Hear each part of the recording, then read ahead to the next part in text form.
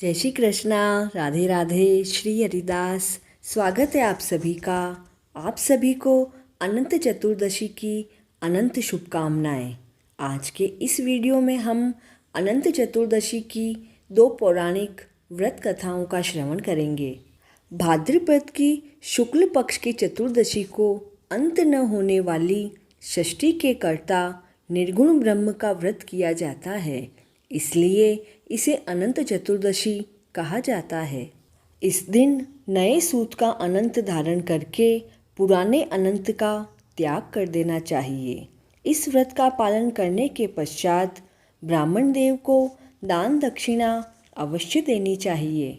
अनंत की 14 गांठ 14 लोक की प्रतीक होती है। उसमें अनंत भगवान विद्यमान होते हैं। पौराणिक कथाओं के अनुसार एक बार महाराजा युधिष्ठिर ने राजसूय यज्ञ किया। यज्ञ मंडप की सुंदरता तो देखते ही बन रही थी।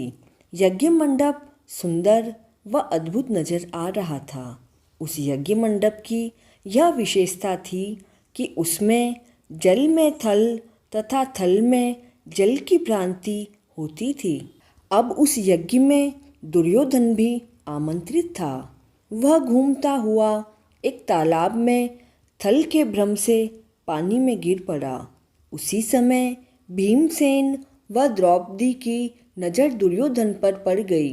वे दोनों दुर्योधन का मजाक उड़ाते हुए कहने लगे कि अंधे की संतान तो अंधी ही होती है।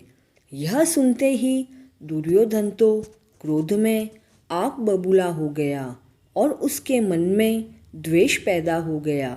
दुर्योधन ने बदला लेने के विचार से षड्यंत्र रचकर पांडवों को 12 वर्ष का वनवास दिलवा दिया।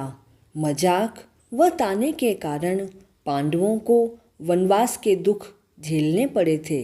वन में रहते हुए पांडवों ने बहुत कष्ट सहन किए।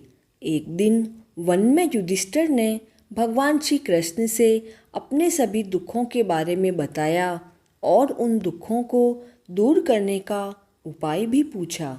तब श्री कृष्ण ने कहा, हे युधिष्ठिर, तुम विधि विधान के साथ अनंत भगवान का व्रत करो।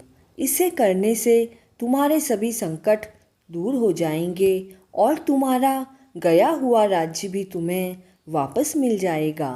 इसी संदर्भ में भगवान श्री कृष्ण ने कथा सुनाते हुए कहा कि प्राचीन काल में सुमंतु नाम का ब्राह्मण अपनी परम सुंदरी, धर्मपरायण तथा ज्योतिर्मयी सुशीला नाम की कन्या के साथ रहता था। उस ब्राह्मण ने अपनी कन्या का विवाह कौंडिन्य नाम के ऋषि के साथ कर दिया। अब कौंडिन्य ऋषि अपनी पत्नी सुशीला को लेकर अपने आश्रम की ओर प्रस्थान कर गए। चलते चलते उनको रास्ते में ही रात्रि हो गई। वे ऋषि महाराज एक नदी के तट पर संध्या वंदन करने लगे। सुशीला ने वहाँ देखा कि वहाँ पर महिलाएं सुंदर सुंदर वस्त्र धारण करके किसी देवता की पूजा कर रही थी। तब सुशीला ने उनसे आश्चर्यचकित होकर पूछा कि आप सभी यह क्या कर रही हो? तो उन सभी ने विधि विधान के साथ भगवान अनंत की पूजा का सारा महत्व उसे बता दिया। सुशीला ने तो वहीं उस व्रत का अनुष्ठान करके 14 गांठ वाला धागा हाथ में बांध लिया और अपने पति के पास आई। कौंडिन्य ऋषि ने सुशीला के हाथ पर धागा बंधा होने से उससे पूछा कि यह धागा तुमने क्यों बांध रखा है? तब सुशीला ने सारी बात बताई जो उसने सुनी थी।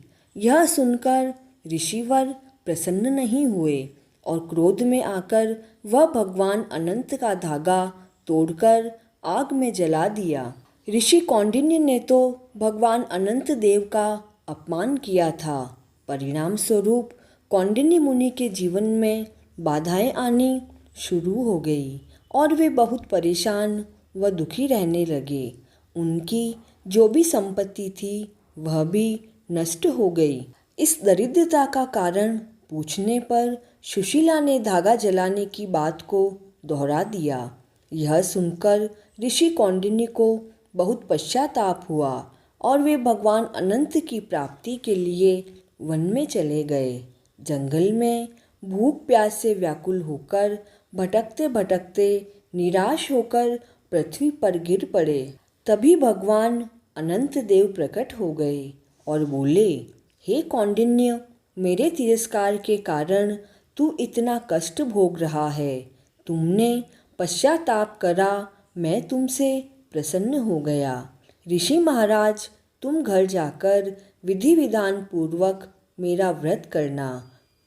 14 वर्षों तक व्रत करने से तुम्हारे सभी दुख दूर हो जाएंगे और तुम अनंत संपत्ति के स्वामी बन जाओगे। ऋषि कौंडिन्य ने अनंत भगवान के बताए अनुसार व्रत किया। अनंत चतुर्दशी के व्रत के प्रभाव से उनके जीवन के सभी क्लेश नष्ट हो गए। भगवान श्री कृष्ण की आज्ञा से युधिष्ठिर ने भी अनंत चतुर्दशी का व्रत किया। उसी के प्रभाव से पांडव महाभारत के युद्ध में विजयी हुए और चिरकाल तक निष्कंटक राज्य करते रहे। भगवान अनंत सभी की मनोकामना पूर्ण करे। जय श्री कृष्ण।